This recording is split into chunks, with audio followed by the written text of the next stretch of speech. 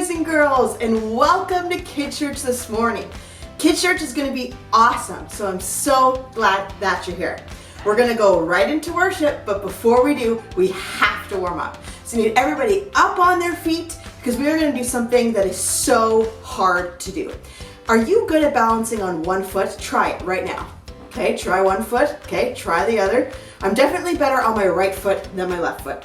Here's what we're going to do for our warm-up. We are going to hop 5 times to the right, switch feet, and then hop 5 times to the left without putting down the other foot or falling over. You think you can do it? All right, get into position. Get on one foot. Okay, I'm gonna move over just a little bit. Okay, are you ready? We're gonna do 5 hops. 1, 2, 3. 1, 2, 3, 4, 5. Okay, switch feet. Ready? 1, 2, 3, 4, 5. You think you can do 5 more this way? 1, 2, 3, 4, 5, and 5 more. 1, 2, 3, 4, 5. Okay, I am all ready for worship. Let's worship together. Mic check. 1, 2, 1, 2. Are y'all ready? Yeah. Are y'all ready? Yeah. Y'all ready? Yeah. Press play!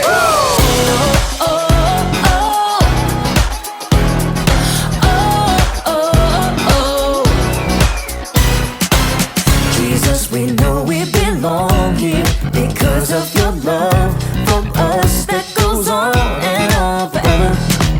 Jesus, we know you are with us wherever we go. You're there, we'll always be together. So sing along with me for all the joy he brings.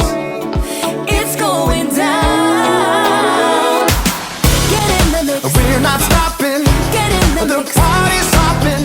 Get in the mix. Everybody say it's time to press play. Get in the The mix. beat is dropping. Get in the mix. Feet are stomping. Get in the mix. Everybody say it's time to press play. Oh, oh, oh. Press play. Oh, oh, oh. Press play. Jesus, we know we belong here because of your love for us that goes on and on forever. Jesus, we know you are with us wherever we go. You're there, we'll always be together. So sing along with me for all the joy he brings. It's going down. Get in the mix. We're not stopping. Get in the The mix. party's hopping. Get in the mix. Everybody say it's time to press play. Get in the The mix. beat is dropping. Get in the mix. Feet are stomping. Get in the mix. Everybody say it's time to press play. Oh, oh, oh. Press play. Oh, oh, oh. Press play. Oh, oh. Press play. Oh, oh, Press play. All right, all right, all right. We're gonna break it down one time, y'all. You gotta sing it out with all you got. Y'all ready? Come on, come on. Clap your hands like this. Have confidence to get in the mix. Clap your hands like this. Have confidence to get in the mix. Now clap your hands like this. Like this. Have confidence to get in the mix. Now clap your hands like this. Like this. Everybody get in the mix. Get in the mix. We're not stopping. Get in the The mix. party's hopping. Get in the mix. Everybody say it's time to press play. Get in the The mix. beat is dropping. Get in the mix. Feet are stomping. Get in the mix. Everybody say it's time to press play. Oh, oh. Get in the mix. Press play. Oh, oh. Get in the mix. Press play. Oh, oh. Get in the mix. Press play. Oh, Press play. It is time to play a game. Help me out, Charity. Matthew,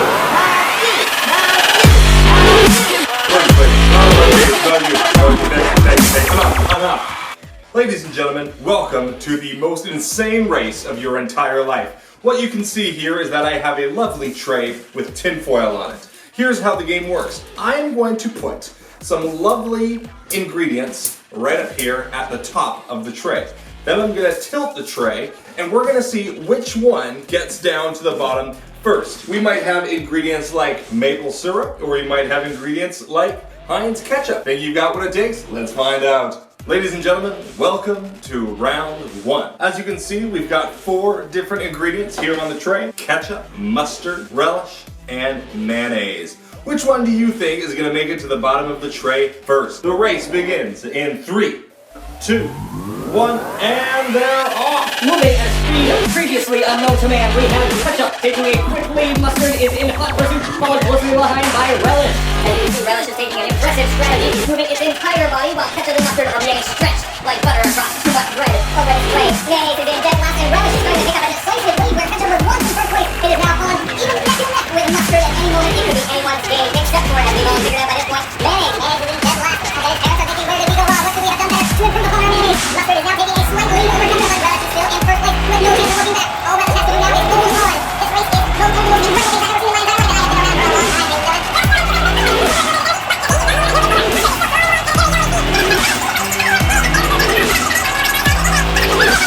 I think we are going to call it, ladies and gentlemen. The winner is Relish! Ladies and gentlemen, we have 4 new competitors in this race. We have table syrup, barbecue sauce, salsa, and Old Faithful, the original maple syrup. Let's see which one is going to win. We have maple syrup, salsa, barbecue sauce, and table syrup, and here we go. Oh my goodness, right out of the gate, it is maple syrup almost without even trying. I can't believe what I'm seeing right now. Salsa is coming in for a close second. But ladies and gentlemen, this was absolutely a blowout victory for the original maple syrup. Maple syrup far and away defeated its other competitors, which means there's only one thing left to do: the final. Now I know what you're thinking. Matthew, we all know that maple syrup is clearly the champion. It was so much faster than anything else. Why is there possibly a final round? Because we don't know who the slowest of the slow is. That's right, mayonnaise really embarrassed itself in the first round, and barbecue sauce didn't do so hot either. It was only aided by the table syrup. So now we are gonna find out which one is the slowest of the slow, mayonnaise or barbecue sauce. Which one do you think is going to be the slowest of the slow? And they're off. We have barbecue sauce and mayonnaise. We've been a little bit more generous with the portions this time, so hopefully that'll lead to better performance. Seems like barbecue sauce is taking an early lead. However, mayonnaise has a lot of energy inside it, which makes it eggs and all other ingredients. And eggs has been able to take all of the lost for life, but anybody can turn this race around. It's mayonnaise.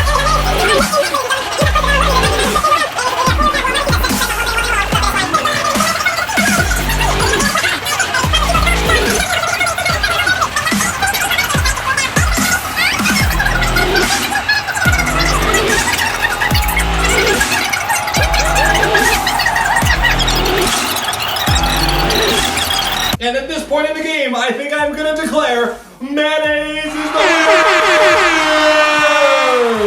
Whoa, nothing was as breakneck pace as what I just witnessed. Hope you guys had a good time. We'll see you again real soon. The Bible. It's 66 books of history, stories, letters, and poetry that fit together to form God's one big story. The epic adventure of how He created us and loves us so much that He made a way to rescue us. As we travel through the Bible, from Genesis to Revelation, we discover people who met God and found their lives changed forever. Now, for an amazing story, inspired by the book of Judges, chapters 6 through 8. As many times before, the Israelites turned away from God. He allowed the Midianites to take over their land. God's people hid out in caves. When they tried to grow plants or tend to livestock, the Midianites would show up and destroy their crops and animals. At last, the Israelites cried out to God for help. He heard them and sent the angel of the Lord to a man named Gideon, who was threshing grain in a winepress. Mighty warrior, the Lord is with you. All Gideon could do for a moment was stop and stare. Pardon me, sir. You said the Lord is with us? Then why has all this happened? The Lord has deserted us. You are strong. Go and save Israel from the power of Midian. I am sending you.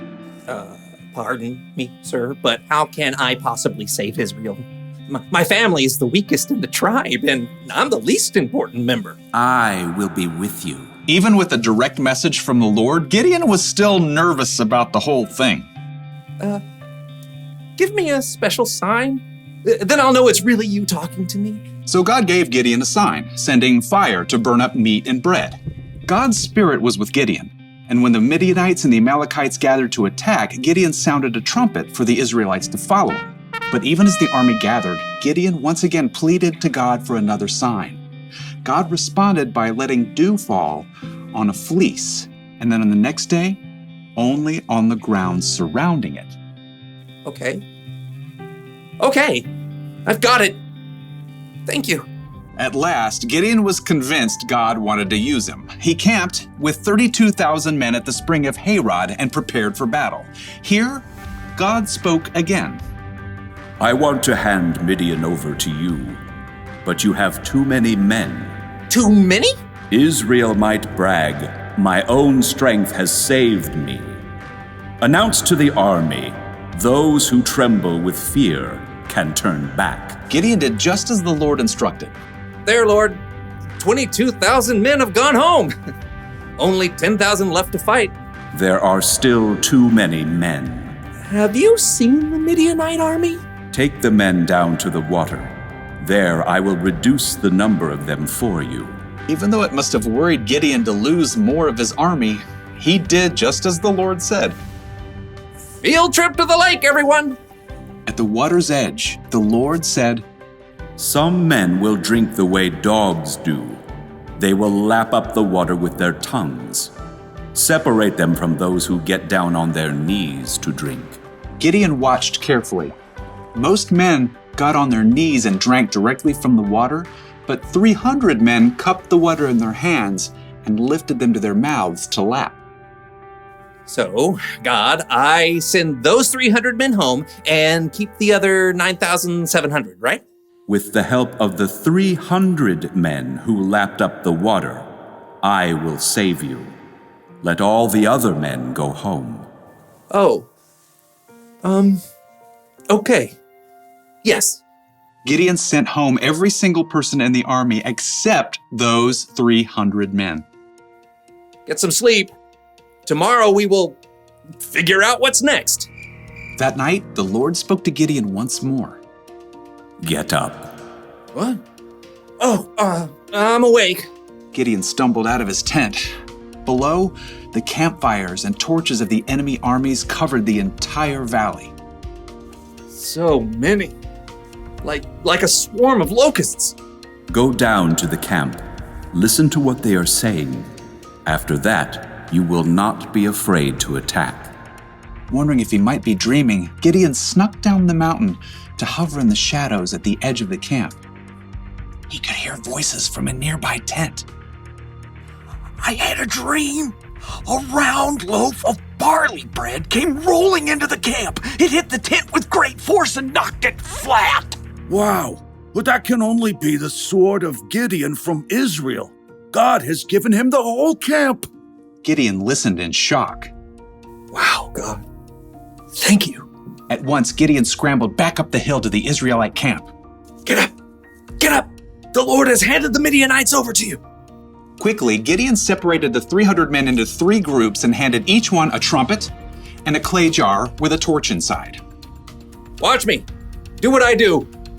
I'll go to the edge of the enemy camp. Then we'll blow our trumpets from all around the camp and shout, "For the Lord and for Gideon!" Gideon and his men headed quietly down the slope, fanning out in groups to surround the vast enemy camp. Okay, get ready. As soon as Gideon sounded his trumpet, he smashed his jar so the torch shone brightly. The other 300 men did the same. For the Lord! A sword for the Lord!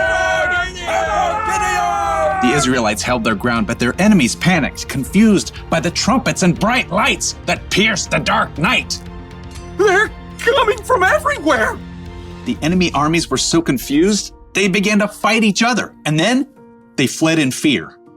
After the men! Gideon and the Israelites chased their enemies all the way to the Jordan River and beyond until all the enemy armies were destroyed. The Israelites begged Gideon to rule over them. I will not rule over you. The Lord will rule over you. Yep, Gideon was an underdog, filled with doubt, but he still chose to follow God, and God used him to save the Israelites.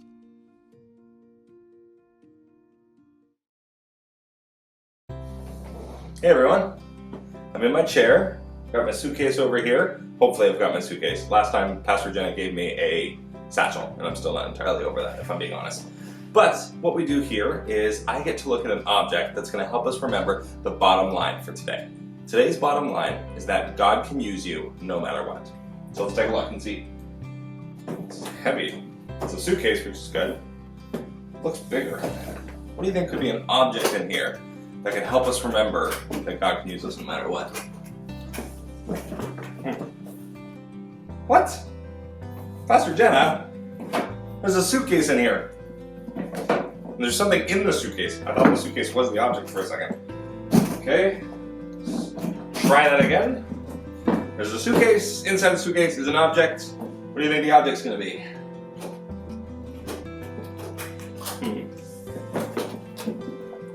What? Pastor Jenna, there's a box in here. There's something in the boxes. This is just going to keep going. I'm just going to keep opening boxes till the end of the segment. Oh, look at this. You know what these are?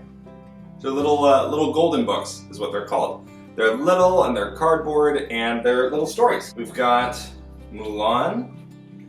We've got How to Train Your Dragon. It's a good one. And we've got Finding Nemo.